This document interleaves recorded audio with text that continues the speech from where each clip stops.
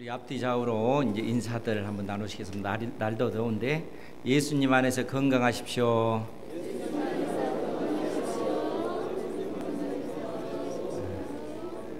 무더위를 이기고 건강하시는 여러분들 되시기 바랍니다. 지난주에 이어서 오늘 또 우리가 시편 말씀을 보는데, 시편은 기도의 책, 또 시편은 찬송의 책입니다. 기억하시죠? 시편은 늘상 기도의 책이다, 찬송의 책이다, 기억하시기 바랍니다. 이 시편이 150편까지 그렇게 기록이 되어 있는데, 모세 시대 때부터 이제 포로기까지 약 1000년의 그 기간 동안 수많은 믿음의 사람들이 개인이 또 현실적으로 처한 그 어려움 속에서 하나님 앞에 기도했던 내용들, 또 이스라엘 공동체가 당면한 그 난제를 해결하기 위해서 하나님 앞에 공동체가 아뢰었던 그 내용들을 하나님께서 기뻐 받으시고 거기에 대해서 응답하신 그 내용이 시편의 내용들입니다. 그러니까 철저히 기도의 내용이 시편에는 담겨져 있는 것이죠. 거기에다가 이제 곡을 붙여서 이 시편이 찬양이 된 것입니다. 그래서 이제 시편은 기도의 내용을 담고 있는 찬양집이다. 우리가 먼저 이렇게 기억을 해야 될 것입니다. 그런데 이러한 그 시편이 특별히 그 기도의 그 내용들을 우리가 면밀히 살폈을 때 많은 부분을 차지하고 있는 것이 이제 탄식의 그 기도예요. 탄식시가 많다고 이렇게 이제 많게 그렇게 구성이 되었는데, 이제 탄식시라고 해서 탄식 기도라고 해서 탄식만 하고 있는 그런 내용이 아니고, 하나님 앞에 때에 따라서 탄식하면서 눈물 흘리면서 하나님 앞에 간절히 기도하는 내용이 그 속에 담겨져 있고, 기도하는 가운데 하나님께서 그 심령을 만져주셔서 보다 깊은 하나님의 말씀의 의미를 깨닫게 해주시고, 또 깨닫는 그 말씀을 붙잡고 현실의 어려움을 믿음으로 담대히 이겨내는 그 내용이 시편의 그 탄식시의 특징입니다. 그러니까 눈물만 흘리고 있는 기도의 내용이 아니고, 그 눈물 흘리고 기도하는 그 가운데 하나님의 은혜가 부어지고, 그 은혜 가운데 그가 깨닫게 되고, 그 깨닫는 말씀을 의지해서 현실을 이겨내는 그러한 그 내용이 담겨져 있는 것이 이제 시편의 내용이다 하는 것이죠. 오늘 말씀도 이제 시편 57편도 그러한 말씀이에요. 그 표제를 보면 이제 다윗의 믹담시에서, 믹담이라고 하는 말은 그 황금시라는 얘기예요. 금원시. 그 말은 이 다윗의 그 시, 즉 57편이 담고 있는 내용이 황금처럼 귀중한 내용을 담고 있다라는 그런 의미입니다. 그러면서 이제 인도자를 따라 알다스엣에 맞춘 노래. 이제 인도자라고 하는 것은 성가대 대장, 우리 조윤서 집사님처럼 이렇게 성가대 그 대장의 인도를 따라서, 주의에 따라서 이 곡을 이 찬양으로 부르는 그러한 노래다라는 그러한 얘기죠. 그러니까 이제 악보의 어떤 그 기호의 의미를 이제 알다셋 담고 있는 그러한 내용이라 하는 거죠. 그런데 이제 57편의 어떤 그 기도의 그 내용이 어떤 배경 속에서 이제 주어졌는가라고 했을 때는, 다윗이 사울을 피하여 굴에 있을 때에, 이때를 배경으로 해서 다윗이 하나님 앞에 이 기도를 올렸다는 거예요. 그러면 여러분, 다윗이 굴에 있을 때 어떤 내용이 생각나나요? 우리가 그 사무엘상 22절에 보면, 상 22장에 보면, 사무엘상 22장 1절 2절에 보면 제가 읽어드릴게요. 거기에 어떤 내용이 기록이 되어 있냐면, 그러므로 다윗이 그곳을 떠나 아둘람 굴로 도망하매 그의 형제와 아버지의 온 집이 듣고 그리로 내려가서 그에게 이르렀고 환난 당한 모든 자와 빚진 모든 자와 마음이 원통한 자가 다 그에게로 모였고 그는 그들의 우두머리가 되었는데 그와 함께한 자가 400명 가량이었더라. 이렇게 기록을 하고 있습니다. 그러니까 다윗이 아둘람 굴로 피신했을 때를 지금 배경으로 하고 있는 거예요. 그러면 왜 다윗이 이 굴, 아둘람 굴로 피할 수밖에 없었겠는가 하면 그것은 결국 사울 왕이 다윗을 죽이려 했기 때문에 그런 것이죠. 그러니까 이스라엘 백성들 사이에 다윗의 인기가 한참 올라가니까 여기에 따른 그 위협을 사울 왕이 느끼고 다윗을 죽여야 되겠다 이렇게 생각을 한 것입니다. 그러니까 다윗은 사울 밑에 있다가는 죽을 수밖에 없으니까 사울을 왕을 피해서 도망치게 되었고 유다 땅에 머무를 수가 없으니까 심지어 블레셋 가드 왕 아기스에게로 그의 몸을 피신하게 됩니다. 그런데 문제는 뭐냐면 이 아기스의 그 신하들이 다윗을 그대로 살려두면 결코 안 됩니다. 왜냐하면 사울은 천천히요, 다윗은 만만이라고 했습니다. 그러니까 적들과 싸울 때 사울이 1000명을 죽였다면 다윗은 10,000명을 죽이는 용사입니다. 이 다윗을 죽여야 됩니다 라고 가드 왕 아기스의 신하들이 그 아기스에게 그렇게 조언을 하는 거예요.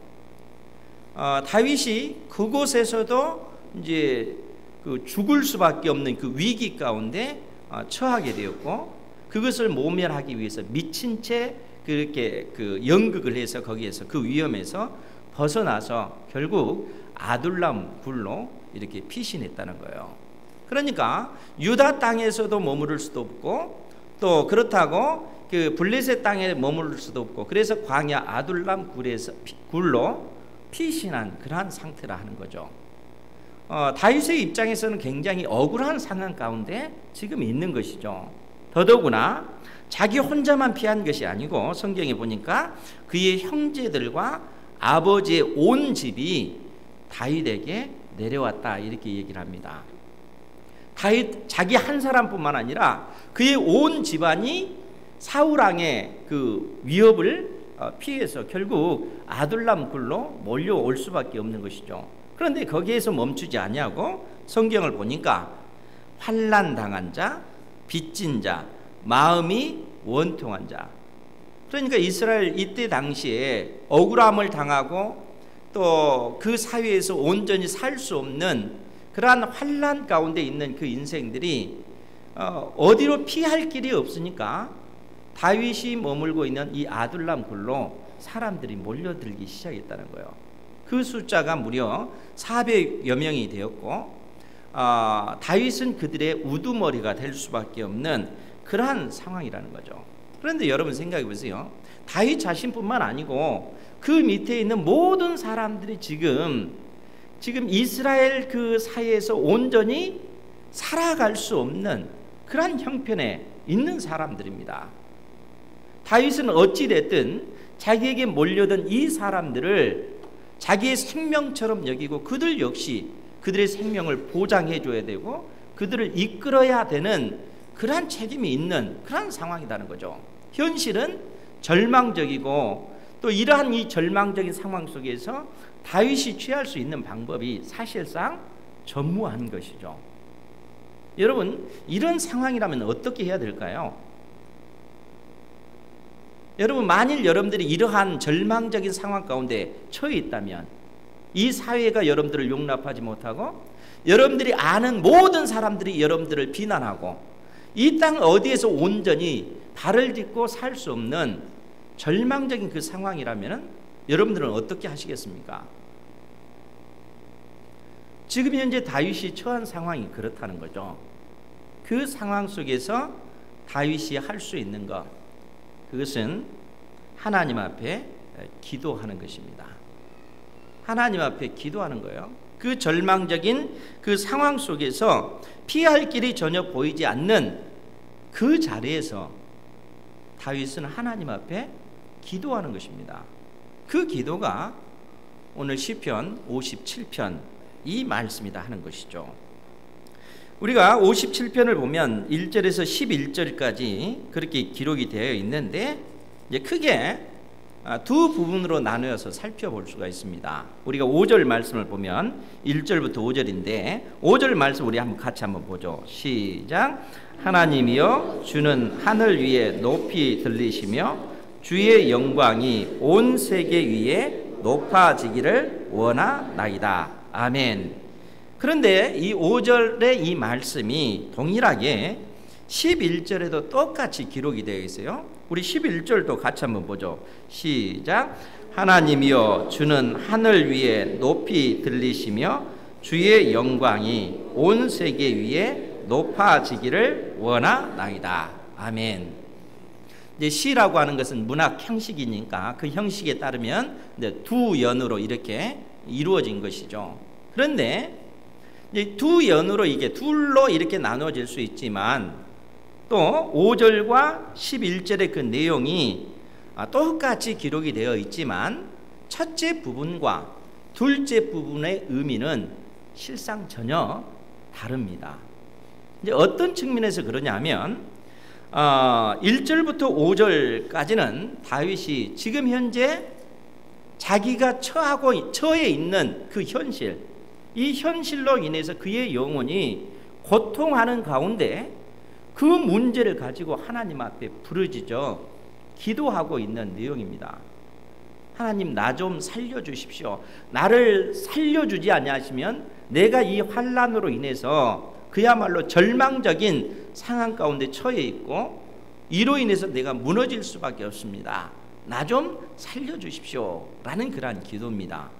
그런데 그가 기도하는 가운데 하나님께서 은혜를 주셔서 다윗으로 하여금 깨닫게 하시니까 또 그 은혜로 말미암아 그 현실을 뛰어넘는 담대한 믿음의 그 선포를 6절부터 11절이 하고 있습니다.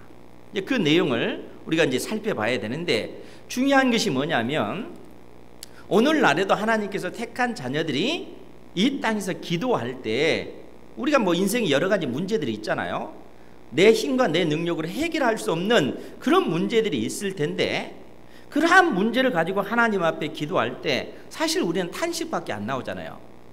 그 절망적인 상황이라면 눈물밖에 나오지 않습니다. 그런데 그 가운데 기도하다 보면 하나님께서 그 눈물을 기억하시고 우리의 마음을 만져주시고 그 현실의 염려, 근심, 걱정을 뛰어넘는 하늘의 평강을 하나님께서 부어주신다는 거예요.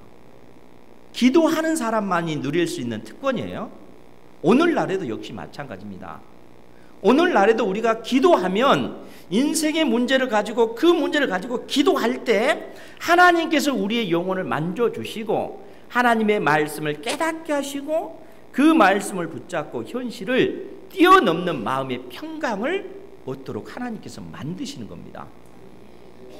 그러게 되면은 그 사람은 그 인생의 문제를 뛰어넘는 이겨내는 그 힘을 하나님께로부터 공급받기 때문에 결국 그 사람을 하나님께서 이 세상 속에서 그 절망적인 상황 속에서 일으켜 세워주신다는 거예요. 그 사람을 통해서 영광 받으시는 것이죠. 우리가 지난주에 들었던 말씀 중에도 빌립보서 4장 6절에 있는 6절에서 7절 말씀이 결국 그 내용 아닙니까? 아무것도 염려하지 말라. 염려할 수밖에 없는 상황 속에서 염려하지 말라 대신에 오히려 모든 일에 기도와 간구로 하나님께 아뢰라. 그리하면 하나님의 평강이 너희 마음과 생각을 지키시리라. 하나님의 평강이. 그러니까 내가 염려하고 근심하는 이것을 뛰어넘는 사실 내 속에서는 그러한 염려 근심을 이길 힘이 없잖아요. 그런데 기도하는 사람에게 하나님께서 하늘에서 하늘의 평강을 우리의 마음에 염려 근심하고 있는 그 마음 위에 덮으시는 거예요. 하나님의 그 평강이 나의 생각을, 나의 의지를, 나의 뜻을 주장하니까 그 평강에 사로잡히게 되니까 결국 현실의 그 고통을 이겨내는 힘을 얻게 된다는 것입니다. 기도하는 사람만이 누릴 수 있는 특권이라는 거예요. 다윗이 하나님 앞에 기도했을 때 이러한 은혜를 깨닫게 되는 것입니다. 다윗이 기도하면서 결국 이 진리를 깨닫는 거예요. 그러면은 보다 구체적으로 다윗이 어떻게 그 진리를 깨닫게 됐는가, 우리 57장 1절 말씀을 함께 보도록 하겠습니다. 57장 1절입니다. 시작. 하나님이여 내게 은혜를 베푸소서, 내게 은혜를 베푸소서. 내 영혼이 주께 피하되 주의 날개 그늘 아래서 이 재앙들이 지나가기까지 피하리이다. 아멘. 하나님이여 내게 은혜를 베푸소서, 내게 은혜를 베푸소서. 이게 우리가 읽기에는 아주 좋지만 사실 다윗은 이러한 상황 속에서 하나님 앞에 절규하는 것입니다. 하나님, 나 좀 살려주십시오. 나를 불쌍히 여겨주십시오. 하나님의 은혜가 아니면 내가 살 길이 없습니다. 절규하는 그러한 기도입니다. 그런데 그가 기도하는 가운데 뭐라고 고백을 하냐면, 내 영혼이 주께로 피하되 주의 날개 그늘 아래에서 이 재앙들이 지나가기까지 피하리이다.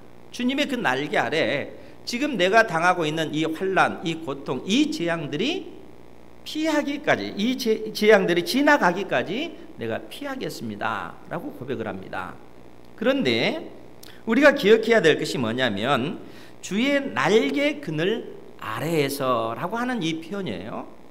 즉 이 말이 그냥 어떤 다윗의 어떤 기도 속에 나온 것이 아니고 하나님의 약속되어진 그 말씀의 근거에서 이 고백이 지금 하나님 앞에 되어지고 있는 것입니다.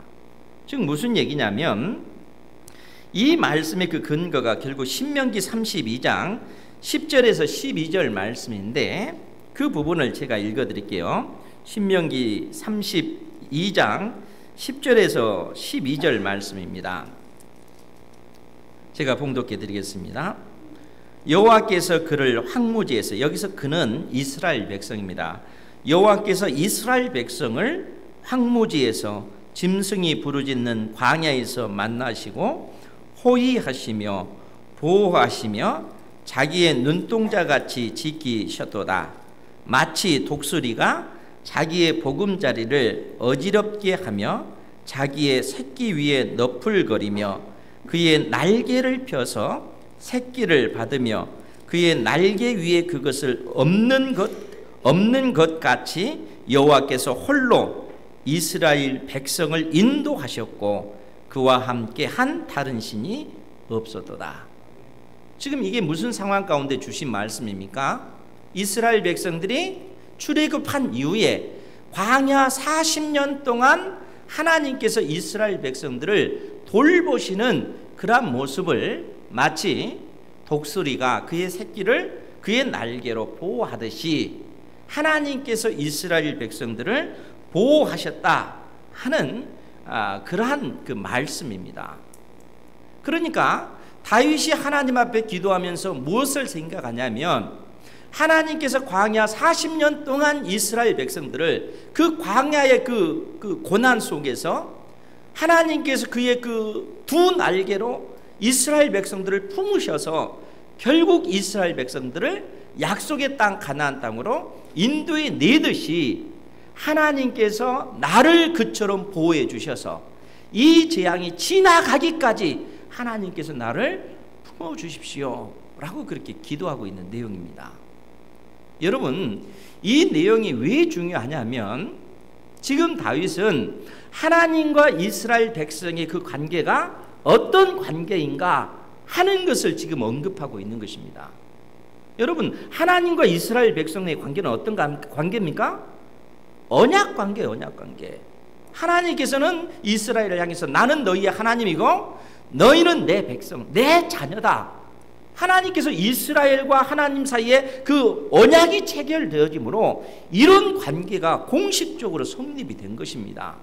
그 말은 하나님께서 생명을 걸고 이스라엘 백성들을 반드시 내 백성 만들겠다라는 얘기고, 이스라엘 백성들은 하나님만이 우리 하나님 되십니다. 이런 관계가 언약 관계라는 거예요. 그런데 여러분 창세기 15장을 보십시오. 생각을 해보십시오. 하나님께서 믿음의 조상 아브라함과 언약을 체결할 때 아브라함이 어떻게 했어요?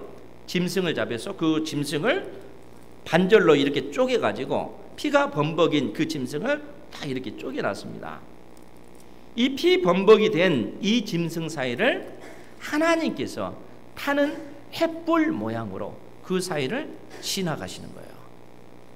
무슨 얘기예요? 아브라함아, 너의 후손들이 하늘의 별처럼 많아질 것이고 그 백성들이 반드시 이 약속의 땅 가나안 땅에 거주하여 하나님께서 친히 경영하시고 다스리실 그 나라를 반드시 이루겠다. 하나님께서 생명을 거시고 그 약속을 하신 겁니다. 만일 내가 이 약속을 이루지 않냐면 이 쪼갠 짐승처럼 하나님께서 죽으시겠다는 거예요. 그것이 하나님과 이스라엘 사이의 그 언약 관계라는 거예요. 그러니까 여러분, 이스라엘 백성들이 광야 40년, 그 40년 동안 유리방황하는 그 가운데서도 하나님께서 마치 독수리가 그의 새끼를 보호하듯, 그 날개를 펴서 보호하듯 하나님께서 이스라엘 백성들을 광야 40년의 그 환란의 그 기간 동안 그들을 돌보셔서 결국에는 어떻게 해요? 약속의 땅 가나안 땅으로 인도해 내시는 것입니다. 광야가 목적이 아니고 이스라엘 백성들이 가야 할 곳은 약속의 땅 가나안 땅이라는 거예요. 지금 다윗이 하나님 앞에 기도하면서 그 의미를 생각하는 거예요. 하나님과 이스라엘의 그 관계이듯이 하나님과 다윗과의 그 관계가 내가 바로 하나님의 언약 백성, 하나님의 자녀입니다. 그 고백입니다. 그러면서 그가 뭐라고 얘기해요? 2절 말씀이죠. 2절 말씀 제가 볼게요. 내가 지존하신 하나님께 부르짖으며 곧 나를 위하여 모든 것을 이루시는 하나님께로다. 여러분, 이게 무슨 말입니까? 지금 다윗이 하나님 앞에 부르짖어 기도하기를 나를 위하여 모든 것을 이루시는 하나님께 내가 부르짖어 기도합니다 라는 얘기예요. 그 말은 다윗 스스로 자기가 생각할 때 자기는 미천하고 연약한 존재이지만 하나님께서 나를 하나님의 자녀로 불러내셨다는 거예요. 그 말은 나를 향하여 가지신 계획이 있고 창세 전부터 작정하신 그 하나님의 그 뜻이 나의 전 인생을 통해서 온전히 이루어지기를 원합니다 라는 그러한 기도입니다. 다윗을 통한 하나님의 그 영광의 그 계획이 창세 전부터 가지신 그 뜻이 이루어지기를 원합니다 라는 그러한 기도예요.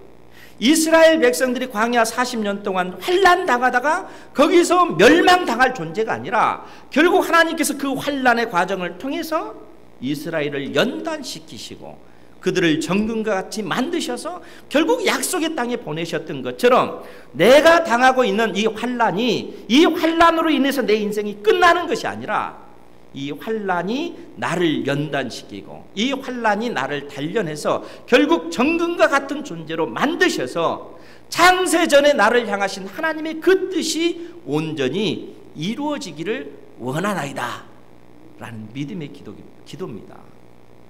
이러한 기도를 드릴 수 있는 여러분들 되시기 바랍니다.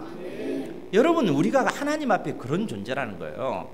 하나님과 우리 사이가 언약 관계, 내가 하나님의 자녀다 라고 하면 우리는 이 땅에서 이 세상의 어떤 질서와 원리에 따라 살아가는 존재가 아니라 하나님께서 우리를 불러내실 때는 하나님의 영광을 위해서 우리를 창세전에 작정하셨고 이 땅에 태어나게 하셔서 예수 그리스도를 믿게 하신 것은 하나님의 창세전에 가지신 그 뜻이 내 인생을 통해서 이루어지기를 원합니다. 이 믿음의 기도를 드리는 존재로 우리를 불러내셨다는 거예요. 다윗은 기도하는 가운데 그 기도를 드리는 것입니다. 하나님, 나를 향하여 가지신 그 뜻이 있지 않습니까? 내가 이러한 환난과 또 사울왕의 어떤 그 칼날과 그 적국의 그 칼날에 의해서 그대로 죽임을 당한 인생으로 나를 창조한 것 아니지 않습니까? 이 환난 가운데 하나님 나를 붙들어 주셔서 결국 나를 일으켜 세워 주십시오. 다윗은 이 기도를 드리는 것입니다. 그렇기 때문에 3절에서 뭐라고 고백을 하냐면, 우리 3절 말씀 같이 보겠습니다. 시작. 그가 하늘에서 보내사 나를 삼키려는 자의 비방에서 나를 구원하실지라. 하나님이 그의 인자와 진리를 보내시리로다. 아멘. 이제 셀라라는 말은 또 그 악보 기호예요. 그러니까 이게 이 시편 자체가 곡조라고 했잖아요. 그러니까 셀라라고 하는 기호 자체도 이제 악보의 그 어떤 한 기호입니다. 그런데 지금 여기서 다윗이 기도하기를 이제 하나님 앞에 그처럼 담대하게 기도하고 나를 하나님께서 보호해 주십시오 라고 구하기를, 그가 하늘에서 보내사 나를 삼키려는 자의 비방에서 나를 구원하실 것입니다. 그러면서 하나님을 높이면서 하나님이 그의 인자와 진리를 보내시리로다. 하나님께서 나를 위해서 하나님의 인자와 진리를 보내시겠다라고 얘기합니다. 그리고 10절 말씀에도 보면 무릇 주의 인자는 커서 하늘에 미치고 주의 진리는 궁창에 이르나이다, 이렇게 표현을 하고 있습니다. 여러분, 인자와 진리가 뭐라고 했습니까? 잘 기억하십시오. 이 언약, 하나님과 이스라엘 백성 사이에 언약의 원리입니다. 원리. 언약 백성들이 하나님 앞에 견고하게 붙잡아야 될 그 원리가 뭐냐? 그것은 인자와 진리라는 얘기예요. 인자라고 하는 것은 하나님께서 결코 실패할 수 없는 하나님의 사랑, 실패할 수 없는 하나님의 사랑, 그것이 인자입니다. 결코 실패할 수 없는 하나님의 사랑, 그것이 인자란 말이에요. 그러면 여러분, 그 의미가 무엇인지 좀 생각을 해보세요. 하나님께서 생명을 걸고 이스라엘 백성들에게 약속해 주신 것이 있습니다. 반드시 너를 내 백성 만들겠다, 그 얘기예요. 하나님께서 생명을 거셨어요. 하나님과 이스라엘 사이에 언약을 맺으시고 하나님께서 생명을 걸고 하신 약속이 반드시 너를 통해서 하나님의 백성들이 하늘의 별과 같이 많아질 것이고 그 백성들이 약속의 땅 가나안 땅에 살 것이다. 그러니까 하나님께서 생명을 걸고 그 약속을 해주신 거예요. 오늘 하나님께서 여러분들에게 생명을 걸고 너는 내 자녀다, 이렇게 선언해 주셨다는 거예요. 그런데 문제는 뭐냐면 구약의 어떤 그 하나님의 그 경륜 가운데 하나님과 이스라엘 사이의 언약 관계가 이렇게 그 형성이 됐잖아요. 그러니까 이제 언약이 맺어져서 여러분 계약을 맺으면 계약하는 두 당사자가 그 계약을 다 지켜야 되잖아요. 그러니까 하나님과 이스라엘 백성 사이의 언약, 다른 말로 계약을 맺었던 거예요. 계약을 하나님과 사람 사이에 맺은 것을 맺었기 때문에 이제 계약이다 이렇게 표현하지 않고 언약이다 이렇게 표현을 한 거예요. 그러니까 하나님과 사람 사이에 언약을 맺으면 언약의 두 당사자는 서로 그 언약을 지켜야 됩니다. 그러니까 하나님께서는 생명을 걸고 뭐냐면 너는 반드시 내 백성이다. 이스라엘 백성들은 생명을 걸고 하나님은 우리만의 하나님입니다. 우리는 하나님만을 섬길 것입니다. 그럴 때 비로소 이스라엘 백성들은 하나님의 언약 백성으로 존재하는 거예요. 그런데 문제는 하나님이 문제가 아니고 이스라엘 백성들이 문제잖아요. 늘상 하나님과 맺은 언약법, 율법을 지킵니까? 지키지 못한 일들이 비일비재하게 나타나는 거예요. 그러면 하나님의 언약 관계가 완전히 깨지는 겁니다. 그래서 하나님께서 이스라엘 백성들에게 주신 그 거룩한 제도가 제사장과 제사 제도예요. 하나님과 이스라엘 사이의 중보 역할을 제사장이 제사 제도를 통해서 하게 하셨고, 이스라엘 백성들이 범죄했을 때 그 짐승의 피를 통해서 파기되었던 하나님과 이스라엘 사이의 언약 관계를 회복하도록 하나님께서 은혜를 주신 것입니다. 그것이 언약 백성으로서의 삶이에요. 그런데 문제는 뭐예요? 이스라엘 백성들의 그 타락한 그 죄의 실상이 얼마나 크면 결국 이 제사장 자체도 타락하고 만 거예요. 제사 제도도 타락하고 만 거예요. 그러면 여러분 생각해 보세요. 하나님과 이스라엘 백성 사이 언약 관계가 파기됐을 때 이제는 하나님의 백성이 아니잖아요. 그 관계를 회복하려면 제사 제도를 통해서 나가야 되는데 제사장마저 타락해버리면 이스라엘 백성들에게 소망이 있겠습니까? 완전히 없어지는 거예요. 그것이 구약의 역사가 궁극적으로 우리에게 가르쳐주고 있는 교훈이라는 거예요. 그런데 문제가 생겼습니다. 그것이 뭐냐면 하나님께서 생명을 거셨다는 거예요. 반드시 너희를 내 백성 삼겠다. 언약의 또 다른 당사자인 이스라엘이 범죄했음에도 불구하고 하나님께서는 생명을 거신 거예요.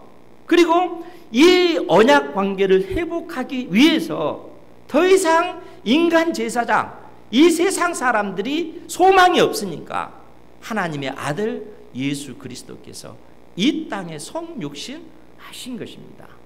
그분이 대제사장 되시고 친히 제물이 되셔서 하나님과 우리 사이의 그 관계를 회복해 주시는 거예요.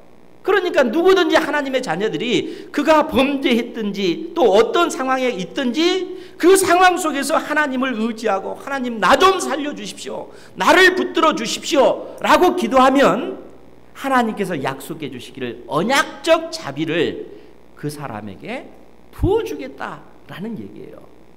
그것이 실패할 수 없는 하나님의 사랑, 인자라는 말의 의미입니다. 그러니까 다윗이 그가 처한 그 상황 속에서 하나님 앞에 믿음으로 그렇게 기도하니까 하나님께서 그 기도를 들어주시는 거예요. 들어줄 수밖에 없는 거예요. 언약적 기도이니까. 뿐만 아니라 진리라고 하는 것은 하나님께서 그 기도를 들으시고 택한 자녀들을 위해서 일하시는 그 열심, 그 충성, 신실함이 바로 그 진실이라는 거예요. 하나님의 열정이 그 속에 담겨져 있는 거예요.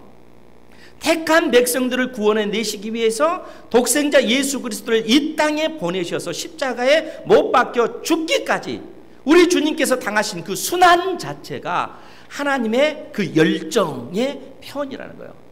그 진리, 인자와 진리라고 하는 의미가 그 속에 담겨져 있는 겁니다. 그러니까 사랑하는 성도 여러분, 우리가 하나님 앞에 담대히 기도할 수 있는 이유는 우리가 하나님 앞에 범죄했다 할지라도 기도하면 하나님께서는 우리의 그 기도를 들으시고 우리에게 은혜를 베풀어 주실 수밖에 없는 거예요. 왜요? 하나님께서 그렇게 약속을 해 주셨기 때문에. 그러니까 다윗이 하나님 앞에 이 진리를 붙잡고 하나님 앞에 기도하는 겁니다. 하나님, 내가 당하는 이 환난, 이 고통, 이로써 내가 멸망당할 존재가 아니라 이스라엘 백성들이 광야 40년의 여정을 지나서 약속의 땅에 들어갔던 것처럼 내가 당하는 이 환난이 나를 삼키는 것이 아니라 이 환난의 과정을 통해서 나를 정금같이 만드시고 나를 향한 하나님의 그 계획을 이루어 주십시오. 나를 위해서 하나님의 언약적 자비, 인자와 진리를 나에게 보내주십시오. 믿음으로 그가 담대히 그렇게 기도하는 겁니다. 사랑하는 성도 여러분, 이러한 기도를 드리는 여러분들 되시기 바랍니다. 기도할 때 이 진리 가운데 우리가 들어간다는 거예요. 우리가 지식으로 아는 것이 아니라 우리가 하나님의 말씀을 붙잡고 인생의 여러 가지 문제를 가지고 기도할 때 하나님께서 우리의 영혼이 이 진리 가운데 깨달아지게 하시고 이 진리의 말씀이 나의 삶에 체화되도록 하나님께서 만드시는 것입니다. 기도하는 여러분들 되시기 바랍니다. 그렇기 때문에 그러한 상황 속에서 다윗이 4절 말씀에 내 영혼이 사자들 가운데서 으르렁거리는 그 사자들 가운데서 살며 내가 불사르는 자들 중에 누웠으니 곧 사람의 아들들 중에라. 이 사람들의 아들들은 누구겠어요? 하나님을 경외하지 않고 다윗을 대적하는 원수의 세력들입니다. 마치 다윗이 지금 현재 처한 그 상황이 굶주린 사자떼 틈에 있는 그러한 상황과 같다는 거예요. 그러니까 얼마나 절망적인 상황입니까? 자기 힘과 자기 능력으로 그 으르렁거리는 사자떼들을 이겨낼 수 있겠어요? 이길 수 없는 거죠.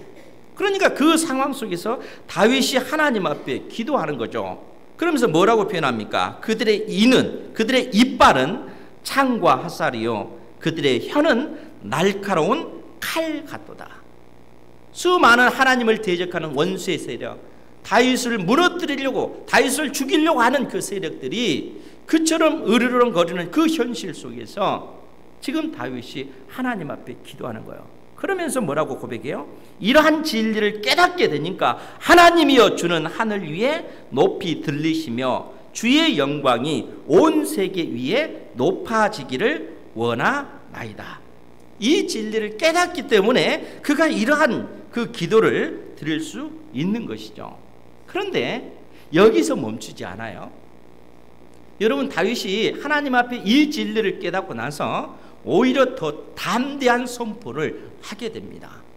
하나님 앞에, 또 원수들 앞에 자기 영혼을 향해서 그처럼 선포하는 거예요. 여러분 6절 말씀을 같이 한번 보죠. 6절 말씀 시작. 그들이 내 걸음을 막으려고 그물을 준비하였으니 내 영혼이 억울하도다. 그들이 내 앞에서 웅덩이를 팠으나 자기들이 그 중에 빠졌도다. 아멘.